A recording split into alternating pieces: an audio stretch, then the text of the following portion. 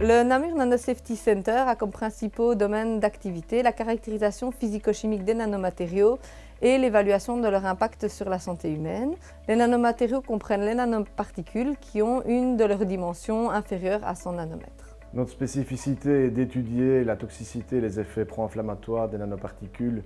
à l'aide de différents modèles in vitro, incluant des cultures de cellules, mais également des modèles plus complexes, à savoir des tissus reconstitués, qui représentent en fait les voies de contact principales avec les nanoparticules, suite par exemple à une exposition par ingestion,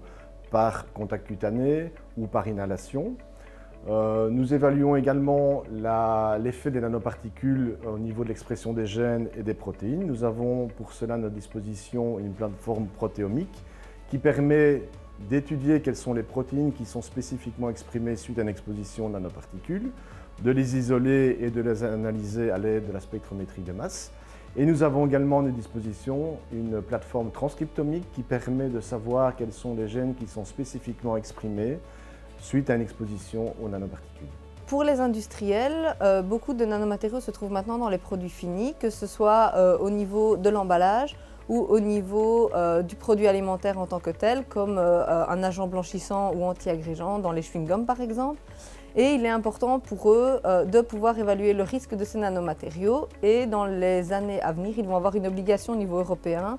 d'indiquer sur les emballages la présence de ces nanomatériaux dans leurs produits finis. Le NNC peut proposer des services vraiment à la demande, donc on peut se déplacer sur place au niveau de l'industriel, aller évaluer la présence de nanomatériaux au cours du cycle de production du produit fini, déterminer aussi s'il y a un relargage de ces nanoparticules dans l'air et donc un risque pour le travailleur, mais également chez nous au niveau du produit fini où on peut vraiment aider l'industriel à identifier et quantifier la présence de ces nanomatériaux dans leurs produits finis et évaluer leur impact sur la santé des consommateurs.